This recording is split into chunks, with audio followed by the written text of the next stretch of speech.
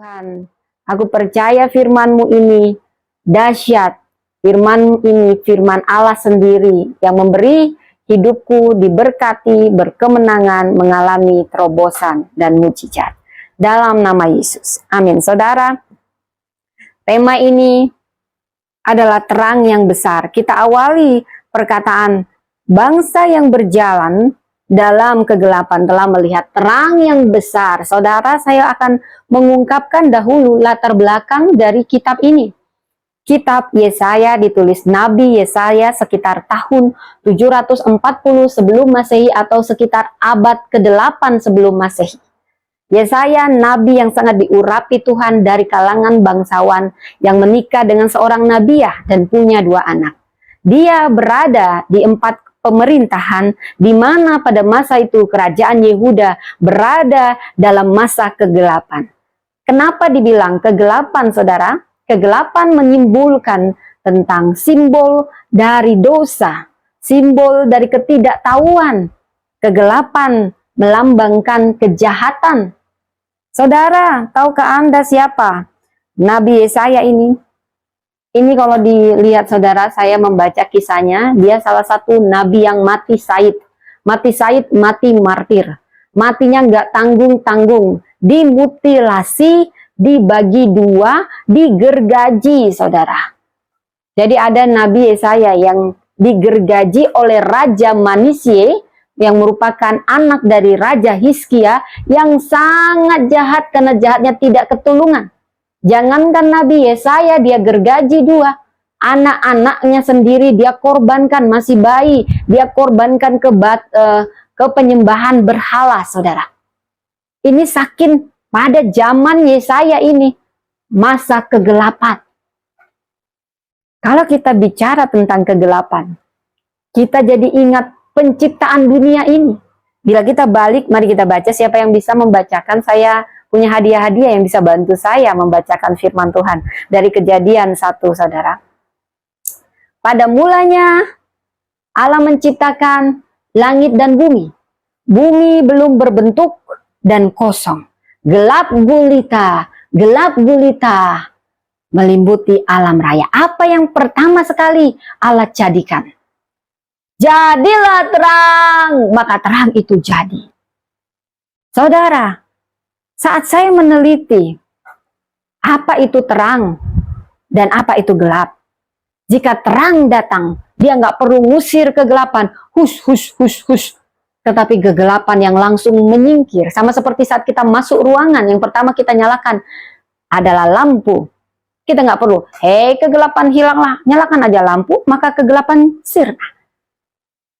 Ini punya tipologi yang sama ketika Nabi Yesaya ada di zaman kegelapan. Dia menubuatkan akan ada terang besar. Kenapa? Karena bangsa ini, bangsa Yehuda, orang-orang Israel, sudah lama meninggalkan Tuhan, menyembah berhala. Hal yang paling membuat Tuhan yang gak ada ampun itu adalah saat dia dibuat cemburu dengan menyembah ala-ala lain. Itu dosa yang paling menjijikkan di mata dia. Dan Raja Manasye tidak tanggung-tanggung, bayinya masih kecil-kecil, dia kasih untuk disembah. Persembahkan pengorbanan, dibakar hidup-hidup, saudara. Bayinya aja. Makanya saking dia jahat, Nabi Yesaya yang menyuarakan suara Allah. Karena dia nggak suka, dia gergaji. Saya masih ingat, saudara, ketika saya sosok jago ikut membantu-bantu ya. Saya sosokan jadi pria ya. Saya mencoba mengapakan paku, saudara, ke dinding. Kemudian main-main gergaji juga, kita ada kegiatan keterampilan, saudara. Dan tangan saya belum lagi menggergaji, tangan saya tidak sengaja kena gergaji. Sedikit aja itu udah sakitnya minta ampun, saudara. Nah, kalau dibunuh begini mungkin sudah selesai gitu ya, saudara ya. Kalau digergaji itu ada siksaan, menyiksa pelan-pelan. Bisa bayangkan, dia merasa sangat puas ketika melihat siksaan itu terjadi pada nabinya Tuhan. Pada nabi Tuhan yang harusnya dia hormati, dia gergaji, saking jahatnya. Sehingga Tuhan menghukum, karena dia membawa kerajaan Yehuda dan Israel ke penyembahan berhala. Begitu jahatnya Manasye, walaupun pada akhirnya dia menyesal. Tetapi konsekuensi dosa harus diderita oleh orang Israel. Di zaman kegelapan itu bicara tentang kejahatan. Kegelapan sama seperti abad kegelapan gereja, sama seperti zaman kegelapan di mana ilmu pengetahuan, sains belum berkembang, saudara. Demikianlah orang yang di dalamnya bila kita membaca, ini adalah orang-orang yang sudah lama menantikan terang. Karena orang yang berjalan dalam kegelapan, dia hanya meraba-raba.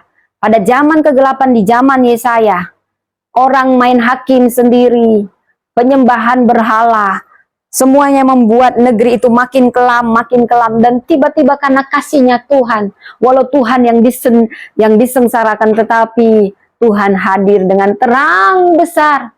Saudara, waktu saya nonton bioskop saya sendirian, walau VIP nggak enak rasanya ya. Walaupun ada tiduran, ada makanan enak, saya mencari terang, saya pakai HP. Dan baru saya tahu saya sendirian, dan saya sedikit ketakutan. Walaupun filmnya seru ya, ternyata nggak enak. Tetapi bayangkan, itu bukan bioskop, tetapi kamu, kalau sehari, 2 hari, kamu merasa gelap, that's okay lah. Kalau kita gelap, yang membuat kita itu tidak produktif. Bayangkan kalau kita mati lampu, saudara, mati lampu, apa yang terjadi? Kita nggak produktif. Karena kita ini lebih produktif di saat kita terang, saudara.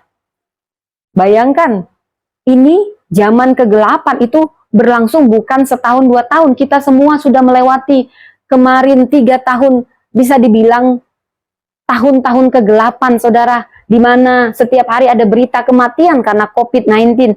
Pabrik tutup.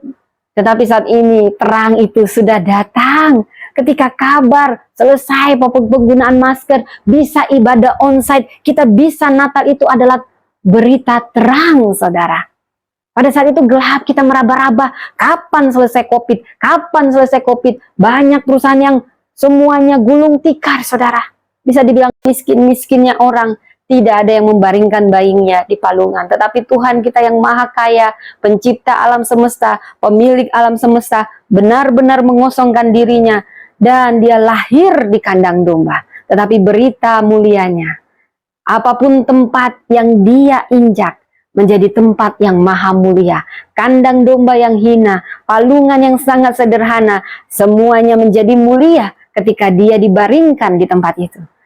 Karena itu saudara, buka hatimu mendengarkan firman ini, biar firman itu lahir di hati kita, biar Yesus tidak lagi lahir di kandang domba, tetapi kita menyiapkan hati kita agar dia lahir di hati kita.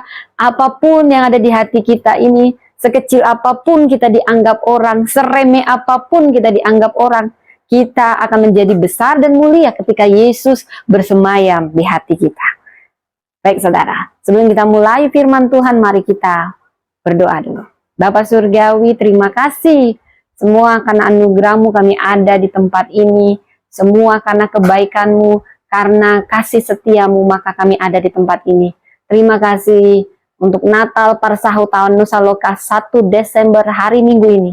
Tuhan, kami mau sehati di tempat ini berdoa, Tuhan, saat pemberitaan firman-Mu, apapun kuasa-kuasa yang mencoba untuk menghalangi pemberitaan firman Allah, kubu-kubu keangkuhan manusia dipatahkan, dihancurkan, dan kuasa apapun yang coba menghalangi penyebaran firman Allah dipatahkan oleh kuasa darah Kristus. Kami mau menyiapkan hati kami menjadi tanah yang paling subur, supaya firman itu bertumbuh dan kami berdampak menjadi terang, menjadi garam. Di dalam nama Tuhan Yesus, tolong hamba-Mu, ambil alih hamba-Mu ini dalam berbicara.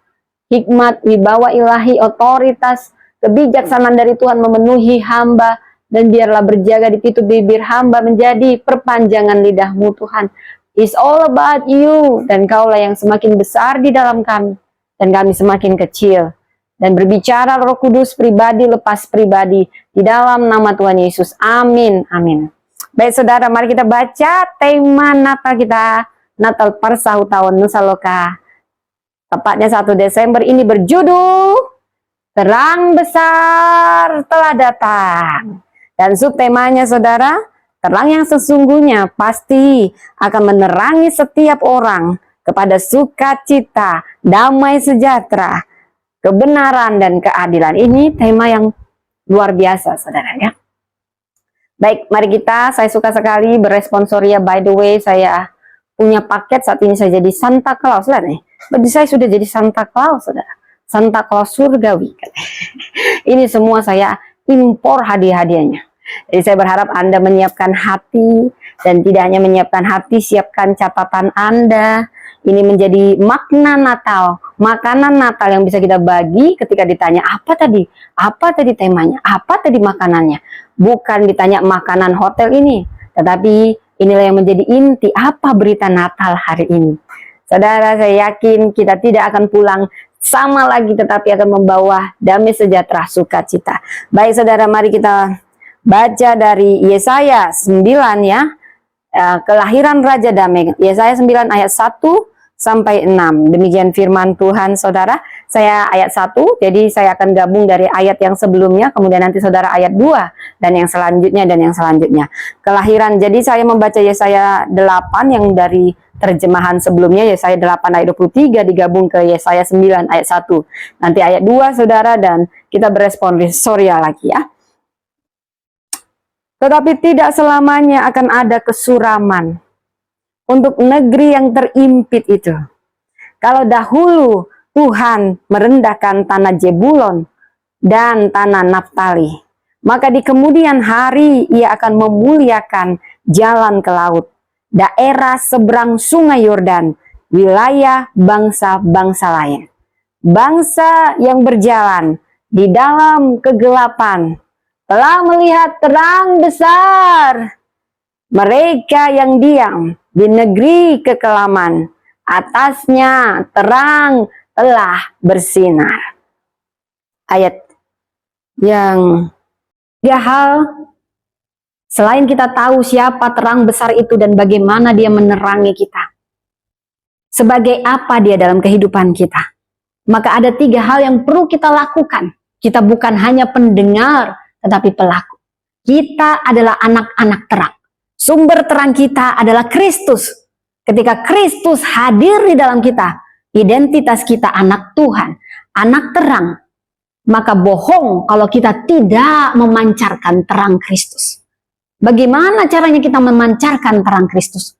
Kita harus menjadi terang di tempat yang gelap. Bukan ikut-ikutan jadi gelap.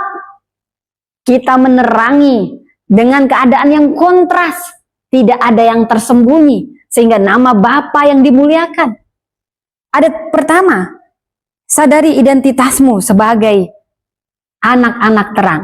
Karena itu, karena kamu sudah tahu identitasmu, maka pancarkanlah terang Kristus dimanapun kita berada.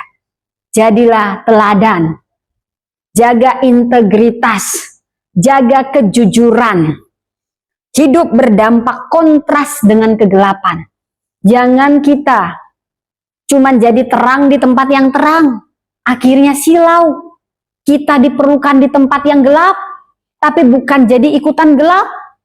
Kita harus berani tampil beda. Mungkin hal yang sederhana di lalu lintas, nggak usah jauh-jauh, nggak usah muluk-muluk di kantor, nggak usah tentang korupsi, nggak usah. Tentang lampu lalu lintas, tata krama lalu lintas, jadilah anak terang. Jangan melanggar lampu merah. Saya juga sering melanggar lampu merah, saudara. Lalu saya teringat, saya kan anak terang. Nanti saya dibilang nih, Ibu Pendeta ini, saya tandai plat nomornya. Hah, ngomong doang. Saudara, nggak perlu hal sederhana. Kita ingat saudara kita yang sakit, saudara kita yang dipenjara. Buktikan kita anak terang. Kita kasih sesuatu. Mungkin nggak pintar ngomong, saat dia susah, saat dia sakit. Kasih sesuatu, tunjukkan kepedulian kita. Orang nggak perlu tahu berapa banyak yang kita tahu, sampai dia tahu berapa besar kita peduli pada mereka. Lalu yang ketiga, komitmen siap bayar harga. Menerima Yesus itu free. Mengikut Yesus itu bayar harga. Melayani Yesus itu segalanya. Banyak orang yang mundur di tengah jalan karena tidak komitmen dan siap bayar harga. Sebagai anak terang, sama seperti Yesus yang meninggalkan segala kemuliaannya untuk menyelamatkan kita. Kita tidak akan pernah bisa seperti Yesus dan tidak akan pernah bisa membalas Yesus karena kasihnya begitu besar.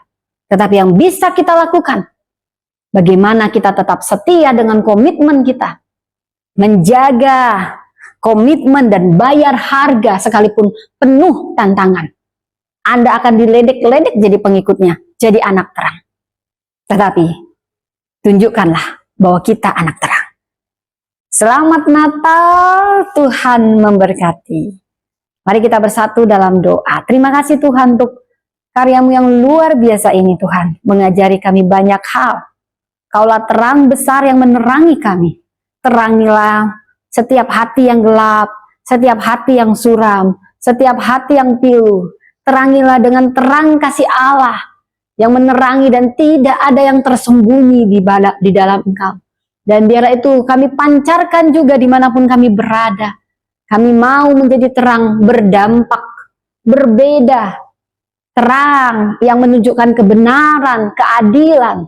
Sehingga lahirlah sukacita, damai sejahtera dalam nama Tuhan Yesus.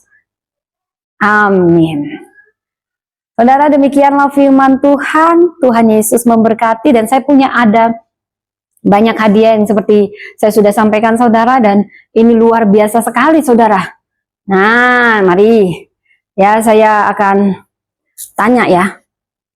Apa Tuhan kita sendiri lahir di kandang domba, di tempat yang hina, semiskin-miskinnya manusia, tidak ada yang lahirnya di kandang domba. Semiskin-miskinnya orang, tidak ada yang membaringkan bayinya di palungan. Tetapi Tuhan kita yang maha kaya, pencipta alam semesta, pemilik alam semesta, benar-benar mengosongkan dirinya, dan dia lahir di kandang domba. Tetapi berita mulianya, apapun tempat yang dia injak, menjadi tempat yang maha mulia. Kandang domba yang hina, palungan yang sangat sederhana, semuanya menjadi mulia ketika dia dibaringkan di tempat itu. Karena itu saudara, buka hatimu mendengarkan firman ini, biar firman itu lahir di hati kita, biar Yesus tidak lagi lahir di kandang domba, tetapi kita menyiapkan hati kita agar dia lahir di hati kita. Apapun yang ada di hati kita ini, sekecil apapun kita dianggap orang, seremeh apapun kita dianggap orang, kita akan menjadi besar dan mulia ketika Yesus bersemayam di hati kita. Baik saudara, sebelum kita mulai firman Tuhan, mari kita berdoa dulu. Bapa Surgawi, terima kasih semua karena anugerah-Mu kami ada di tempat ini. Semua karena kebaikan-Mu, karena kasih setia-Mu maka kami ada di tempat ini. Terima kasih untuk Natal Parsahu tahun Nusa Loka 1 Desember hari Minggu ini.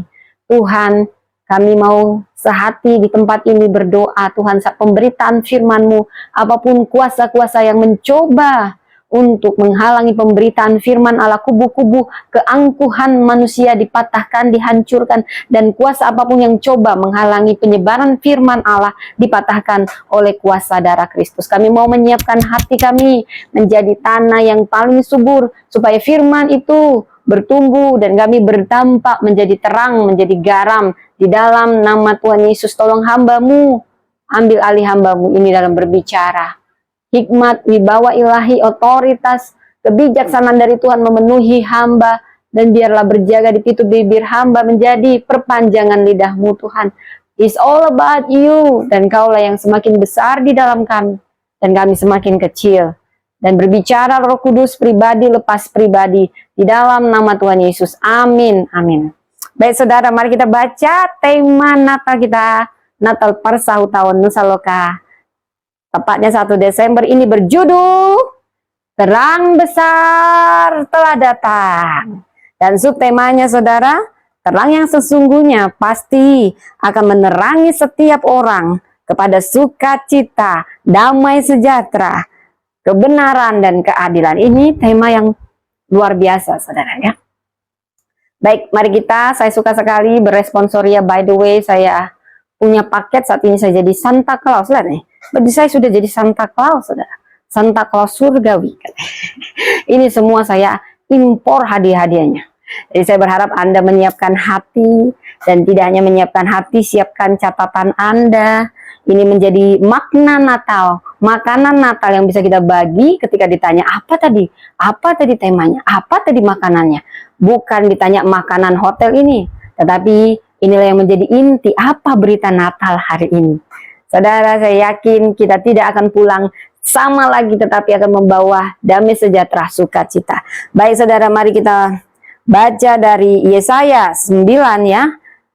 Kelahiran Raja Damai. Yesaya 9 ayat 1 sampai 6. Demikian firman Tuhan saudara.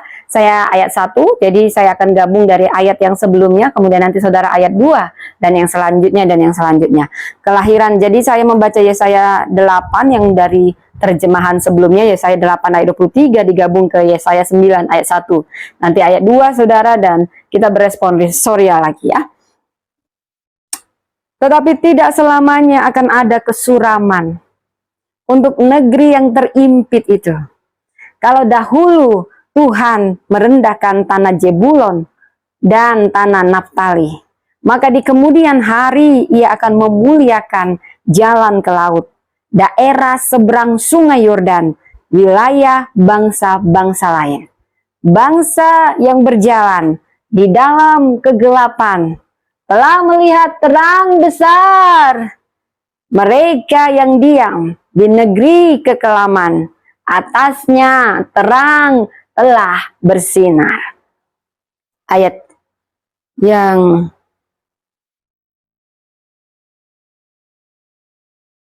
menjadi pengikutmu, yang memancarkan terangmu. Terima kasih terang besar kau lahir di hati kami. Engkau penasehat kami yang ajaib, Allah yang perkasa, Bapa yang kekal, Raja damai, yang mendamaikan setiap kami, memenuhi kami dengan sukacita, dengan damai sejahtera. Terima kasih untuk kelahiranmu, hai penasehat ajaib, Bapa yang perkasa, Allah yang perkasa, Bapa yang kekal, Raja damai. Lahirlah di hati kami, dan biarlah kami anak-anakmu memancarkan terangmu yang besar. Dalam nama Yesus. Amin, amin. Baik saudara, seperti yang saya janjikan, saya membawa ada 10 hadiah yang bernilaikan 100 juta saudara ya. Karena satu hadiah 10 juta. Karena ini pertama kali ya, jadi saya pesannya ketika saya doakan, maka harganya pun menjadi harga yang sangat tinggi saudara. Karena ini diberi, dan saya sangat menghargai bagi Bapak Ibu yang mencatat khotbah Natal ya. Saya ini sangat concern dengan kita memperhatikan apa isi khotbah Natal. Jangan memperhatikan baju kita saja. Tadi khotbahnya apa? Khotbahnya apa? Gitu ya. Makanya saya suka membawa sesuatu, dan saya sangat menghargai orang-orang yang memberi hatinya untuk kita. Baik saudara, saya akan undang beberapa siapakah yang tadi mencatat khotbah saya. Siapakah yang bisa menjelaskan apa itu penasehat ajaib? Mungkin singkat aja. Lalu kita nyanyi, boleh ya, nyanyi penasehat ajaib. Ya semua yang dapat ya, kita foto dulu. Ini foto ini sudah di order dari